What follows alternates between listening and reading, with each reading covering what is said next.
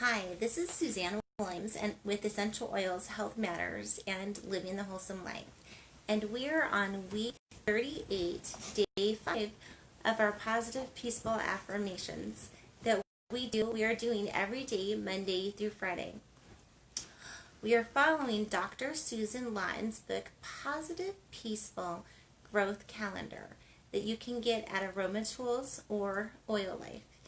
If you love essential oils and you love aromatherapy, if you love music therapy, and if you love positive affirmations, this is going to be a beautiful book for you. I think you're really going to appreciate it. I love the little tips that it has about the essential oils in here. Love the affirmations. I think that positive affirmations can be life-changing. So I'm thankful to be working through this book 1 week at a time with you. The affirmation for today is, I am listening to my body and trusting what is best for me. I love that. To me, that has two different parts. One, I'm listening. I'm paying attention. Like, what does my body need? Does my body need more rest? Does it need more healthy food? Does it need me just to get out on the grass, out of the house, out of the buildings, and just sit in the sunshine for a little while, or swing on the swing? Do I need to jump on the tramp? What do I need to do? So, or the mini tramp. So just paying attention to your body. Does it need connection with people? Or how can I comfortably connect with people? Anyway, so maybe just do a little bit of, as we're journaling, just if I had to sit down for a minute and just think, what is my body trying to say to me? What do I feel my body's trying to say to me? And what can I do to be a better friend and a better caretaker of my body? So the first part is listening, and the second part is trusting in what is best for me. That we're not following all the different advice that the experts say, although I think that's good at sometimes. But sometimes everyone's body is different. And so what is going to be absolutely perfect for another person's body, or it can be not perhaps not so perfect for mine. We all have different experiences in life. Our bodies all have a little bit of a different makeup, different DNA, and so what's perfect for someone else's body may not be perfect for ours. So let's trust in the wisdom, our inner wisdom, and let's trust in the power of prayer too, as we're searching to find things that are good for our bodies. Let's pray. Heavenly Father, is doing this for my highest good? Anyway, just trusting in the wisdom that we have. The song for the entire week is I've Got You by James Brown.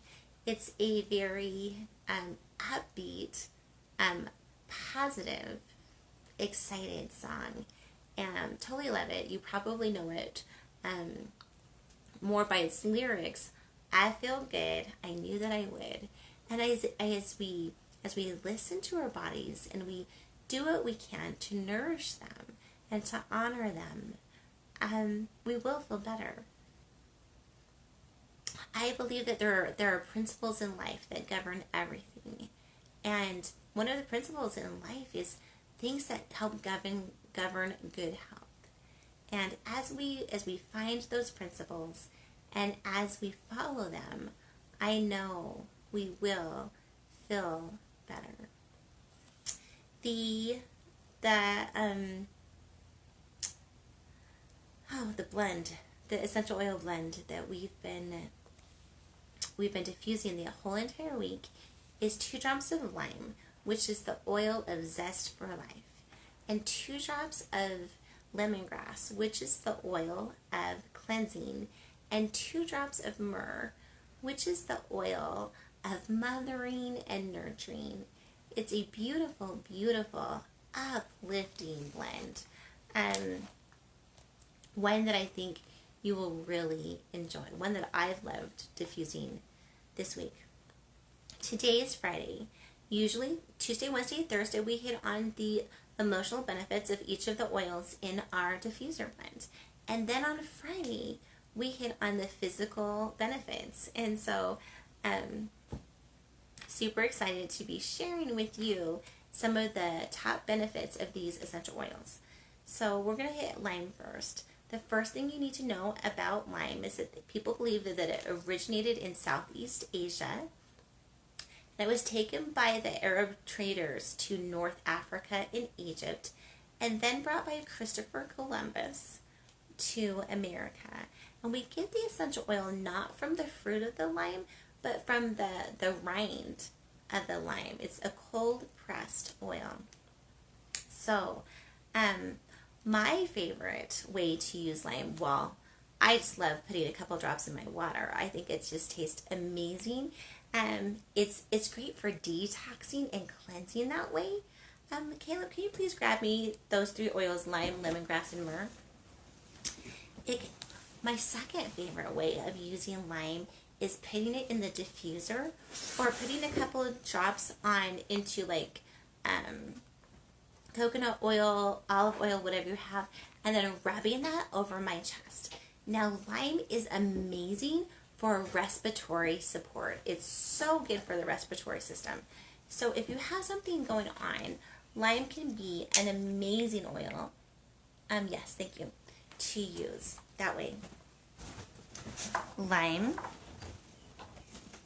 let me grab it right here. Lime is great for clearing out congestion. So if you have congestion in your lungs, your lymph nodes, your liver, it's great for helping to clean those things out. It's high in antioxidants. So, it's great to put on places of discomfort or inflammation. So if your hands are hurting, if your back is hurting, you can definitely put a couple drops into like a teaspoon. I wouldn't even measure, I just put like a dollop of coconut oil, olive oil, and then rub it on your hands, rub it on your back, and see if it doesn't make a difference. Now, I definitely told you that you could put lime in your water. And before I go on and tell you about each of the oils, I wanted to say that all 3 of the oils that we're diffusing this week, you can use internally. You can use lime, lemongrass, and myrrh internally. Now, when I tell you that you can use them internally, I just have to put out this word of caution. And that's that all essential oils are not created the same. And some have filler products in their oils. Some of them are mostly synthetic. Some, anyway, there's just a lot of things that people can put in oils to cut costs, which is why I love and only use doTERRA essential oils, because they third-party test every batch of oil, not like every 100th batch, but every single batch of oil is going to be third-party tested, and then they run their own internal tests on them too. And they mark on the bottom of each bottle the batch number. So you probably can't see that, but it's there. The batch number is there. You can go to anyone could go to a site called Source to You, type in your batch number. You can see every single test that's been done on your oils and all of the results. What other company in the world is that transparent?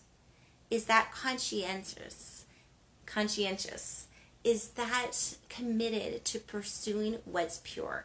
So when I pick up a bottle of doTERRA essential oil, I know I'm picking up something that I can trust to use with me, on me, in me, and with my family. Now, can you ingest every single one of the essential oils that doTERRA makes? Absolutely not. Because some plants are made to be ingested and some plants are not made to be ingested, but they still have other medicinal properties in them. So a super easy way to see if the oil that you have, the doTERRA essential oil that you have can be ingested is it will have two things on it. It will have something called the supplement facts. It's just going to look like the supplement facts on your cereal box. And it's going to kind of tell you how to use it. And then it's going to say for internal use on the bottle. So super easy ways that you can know how that you can use your oils, or if you can use your oils internally, but lime is definitely one that you can use internally. So lime is great if you have a sore throat. Put a couple of drops into a cup of water and then gargle with that. Go ahead, spit it out. You could swallow it. I'd probably spit it out. And see if it doesn't help. You can also, just put a little bit of lime into the coconut or the olive oil and put it on the outside of your throat too, and see how that helps. The one thing that I do need to tell you about lime and every citrus oil is that they make our skin be more sensitive. So if I put lime on my throat and then I go out in the sun and I'm out for a long time, I will have a greater tendency to burn. So maybe just put lime on the outside of your throat if you're ready to stay in for the night. But if you're going out, I would definitely just gargle it and spit it out. Okay. You can use lime to help cool a fever. So for that, you're just going to put like 2 to 3 drops on a cold cloth, and then just put that cold cloth on your head. You could also run that down your spine. Great for that. You can use lime to help fight fatigue. So for that, you're just going to put a couple drops onto your ears. Now your ears, your hands, and your feet all have your reflexology points. So with that, if you put like an essential oil on your ear, then it will be hitting all those reflexology points. Now notice I said you're going to put it on your ear. Like I'm just going to go, like if I was doing that, I would not even use a full drop. I would just basically tilt the bottle over, just get a little bit on my finger, and then just basically go around my ear, kind of just hitting all the outside of my ear. You never put essential oils in your ears. They're just not meant to be used that way. So, don't do that one. Lime can be used as a deodorant. Go for that. You can put a couple, 1 to 2 drops into 2 teaspoons of water, and then just spray that or dab that on where you want. Lime is wonderful to use in a foot bath on hot and humid days. It can just kind of help your body naturally cool down. Lime is wonderful to use after an illness or a prolonged illness. Go ahead, you can diffuse that. Again, you can put that into your water and drink it. Remember, a lot of time when you're coming off of an illness, you feel a little bit lethargic and a little kind of out of sorts. Lime helps to restore again that zest for life. Lime is great to help promote nail growth. So you can put 2 to 3 drops into 2 tablespoons of almond oil and massage it into your cuticles, and that can help strengthen your nails. Lime is great to add to your water. So if you're into green cleaning, it's great to add to your water, but it's also great to add to like water in a spray bottle for like green cleaning. So my favorite recipe to add is like 5 drops On Guard, 5 drops lemon into a spray bottle, probably like 16 ounces of a spray bottle, and then use that to spray around. But lime, switching it up, it definitely has some of those germ killing powers. So and it smells so good. And it's fun to switch up your cleaning recipes. Lime is great for helping to increase circulation, and it can also support good vein health. So for that, I would put 2 to 3 drops into like 2 tablespoons of almond oil, coconut oil, olive oil, whatever you have, and then just massage it into the affected areas. Lime is good. We've already talked about how lime is good. So it's good at, well, it's a good cleanse. So it's good at supporting good gallbladder health, good liver health.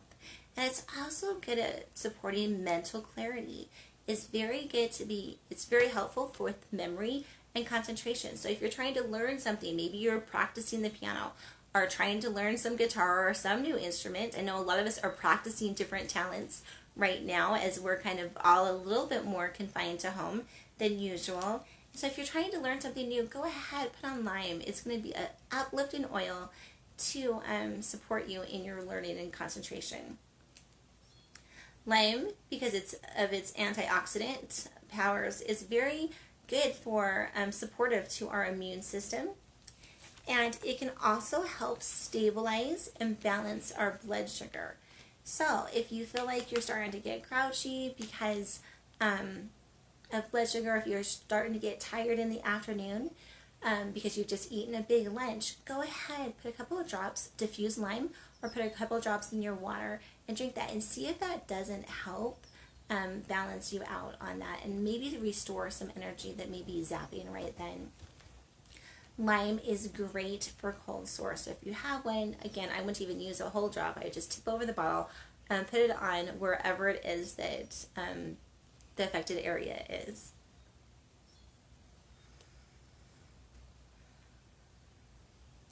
So,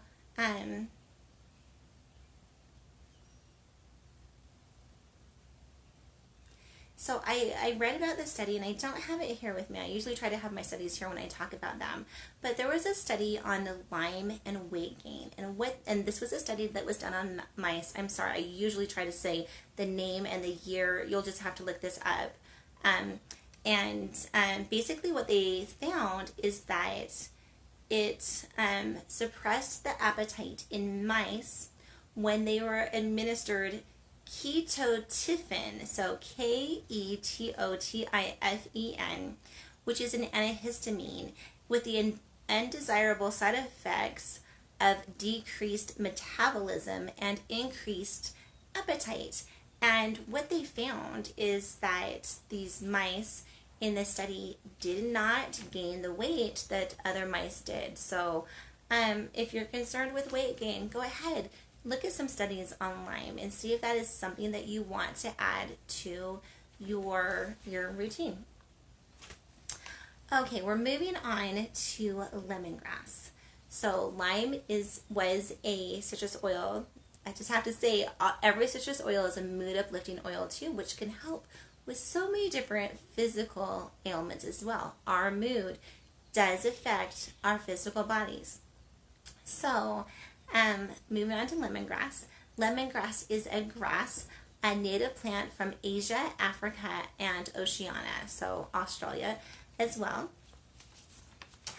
A lot of people are familiar with lemongrass because they know it from Asian cooking. Like my husband makes the best, I think it's called Tom Kha Gai. It's like this coconut lemongrass soup. It's so, so good. Just to let you know, if you're using essential oils in cooking, they're going to have a slightly different flavor or a hugely different flavor depending if they're hot oil or not, but lemongrass really isn't, than the actual herb. So if your soup calls for lemongrass and you don't have it, yes, you can substitute lemongrass essential oil, but we'll have a slightly different flavor. So I like to actually use sometimes I like the herb better. Sometimes I like the essential oil better. It just depends on the recipe. So you're going to have to do kind of like a little bit playing around with that if you're using lemongrass in your cooking, lemongrass essential oil in your cooking. So it was used by Chinese and Indian for its, and in India for its medicinal qualities because it's so stimulating to the whole system. In the South African country of Brazil, lemongrass is one of the most often used plant medicines to treat stomach issues and nervous disorders. In the Amazon, lemongrass is prized for its ability to be sedative, and they use it as just a lemongrass tea. And in Guatemala, the Carib people, I don't know if I'm saying that right, but I hope I am, use lemongrass leaves to make a tea which they use for fevers, flatulence, and gripe. And I should have looked up what gripe is. But anyway, GRIPE, check it out. Lemongrass essential oil is a source of essential vitamins such as vitamin A, B1, B2, B5, B6, folate, and vitamin C. So you can see it's a nutrient dense essence. It also provides essential minerals such as magnesium, phosphorus, manganese, copper, potassium. Hold on, I need to sneeze. Hold on. Oh, there you go. Potassium, zinc, calcium, and iron.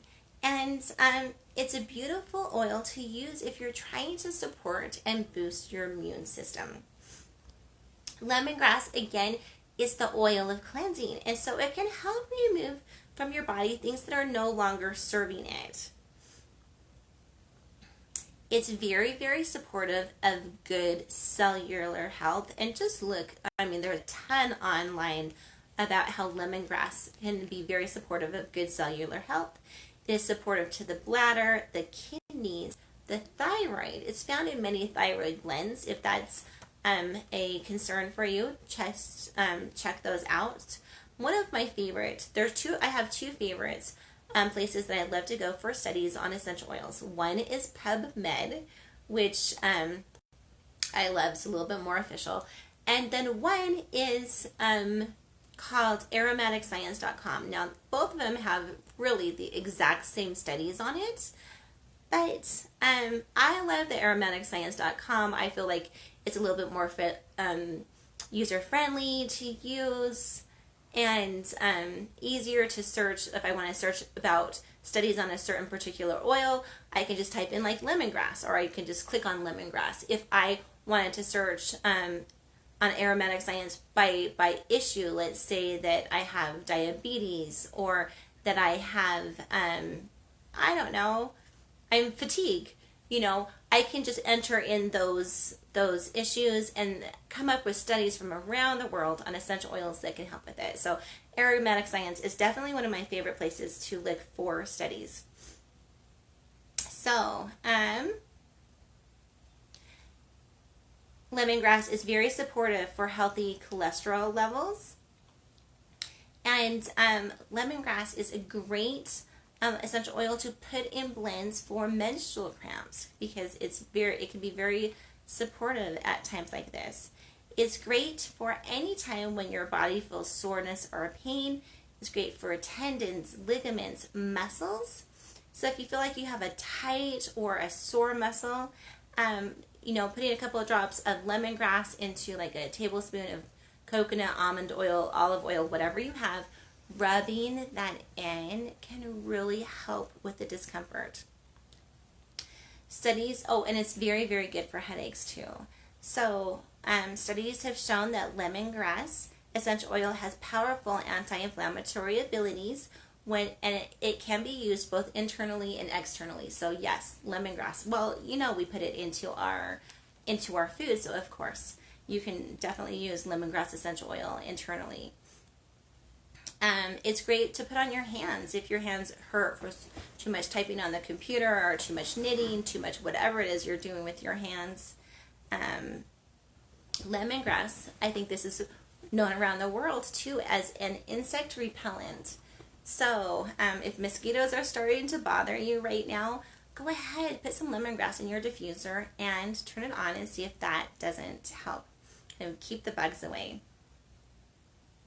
Lemongrass is another essential oil that's very supportive to improving our circulation. and also being very supportive to our veins. And it can help with, it's very supportive to connective tissue and good ligament health. Lemongrass is another essential oil that can help reduce fever. It can help clarify the skin. It's great. What? Caleb, can you grab me a Kleenex, please? It's great for hair, and it can help strengthen the hair follicles. So you could definitely add that to your conditioner. And thanks, hon. You can definitely add it to your conditioner. Leave it on for a couple minutes. Hold on just a minute, sorry.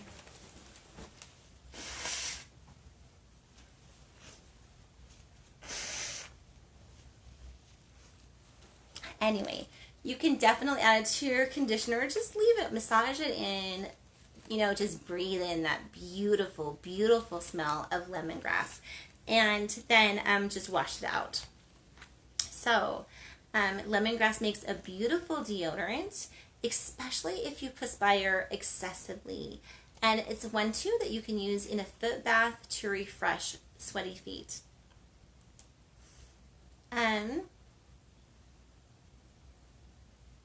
Lemongrass, hold on.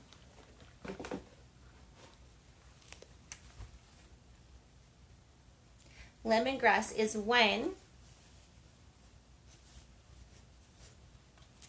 that you can put a couple of drops onto your hairbrush and just go ahead and brush that through your hair, and that will help revive lank hair. And it's beautiful to help with skin tone. So there's over 77,000, I'm sorry, I said that wrong. There's over 77 studies from around the world on how to use lemongrass. So if you want to learn more about the physical benefits of lemongrass, definitely hop onto that. The last essential oil that we'll be talking about today is myrrh essential oil. Now, myrrh grows in some of the harshest environments in Africa and Asia. Like frankincense, you harvest it by scarring the tree, like making tiny cuts in the tree, and then this beautiful resin comes out, and then the essential oil is made from that resin. It was used by ancient Egyptians in embalming and to help treat allergies. Ancient Greeks took it into battle because it was antiseptic, and it had antiseptic and anti-inflammatory properties, which made it great for wound cleansing and to help wounds heal. And Tibetans used myrrh to help alleviate stress and with nervous disorders. The Chinese used myrrh to help with arthritis, menstrual issues, and sores. And myrrh is mentioned in the Old Testament as an oil used by Queen Esther. In fact, it's mentioned in the Bible 152 times. And we all know that myrrh was one of the gifts that was given to the baby Jesus. It has a warm, rich, spicy scent, and it is commonly used as the base of many perfumes. So one of the first things you need to know about myrrh, which they call the oil of mothering, the nurturing oil, is that it's great to help balance our hormones. And if you're trying to use myrrh for that, you can definitely do your due diligence and look at all the beautiful ways that you can use myrrh for that. But just a very easy way is just turning the bottle over, not even getting a full drop, but then just putting that onto your thyroid area. It's great for skin and can help maintain healthy skin by soothing chapped or cracked patches. It is commonly added to skin care products to help in moisturizing and also for its beautiful, beautiful fragrance. The Egyptians used it to help prevent aging and maintain healthy skin. And a research study in 2010 discovered that topical application of myrrh essential oil helped elevate white blood cells around skin wounds, which led to faster healing. So there is, modern science is catching up with what people from millennia, ages and ages ago have known, that myrrh is just very, very helpful to help heal wounds.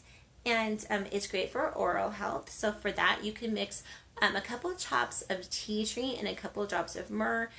Go ahead, use it as a gargle, then spit it out. And it's great for good nail health. Um,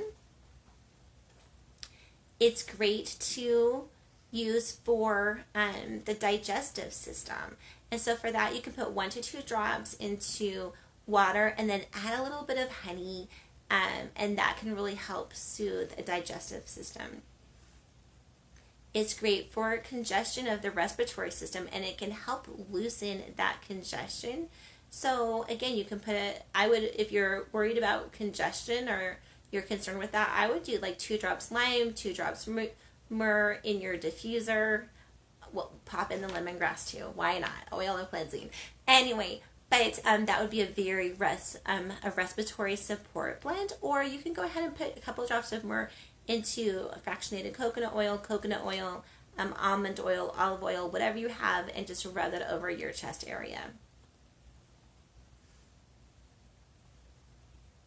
Myrrh can help boost the immune system, and it's a great supporter of good cellular health. For that, if you're looking at cellular health, I would definitely hop on to PubMed or aromaticscience.com and just see all the numerous studies that have been done on myrrh and good cellular health. It's neuroprotective, which means it's going to be really good for your mind too, and it's very, very protective of the liver. It's a beautiful oil to put on if you have skin issues. So if you have a skin issue, definitely I would try putting a couple drops of myrrh into like a tablespoon of coconut oil and then rubbing that onto the affected area. Now, you just can't rub it on once and have your skin issue go away. This is something, skin issues come slowly, and so it takes some time for them to go away too. So if you have a skin issue, I would definitely be using a protocol for at least a month to see how that helps. And if it seems to be helping, then look, you've just found something natural that you can use to help support your body. Okay, so those are the gifts of lime, lemongrass, and myrrh essential oil. Lime, again, being the oil of zest for life, lemongrass, the oil of cleansing, and myrrh, a very nurturing, mothering oil, good for so many things. The affirmation for this week is, I'm listening to my body and trusting what is best for me. And again, just saying what's best for us. Everyone's different, so what's best for you isn't going to be best for the person right next to you. And the song for the entire week is I've Got You by James Brown. And the affirmation for the entire week is, I am healthy and feel better each day. Okay, this is Suzanne Williams with Essential Oils, Health Matters, and Living the Wholesome Life, reminding us all that we have the incredible power within us to make every day a great day. Bye-bye.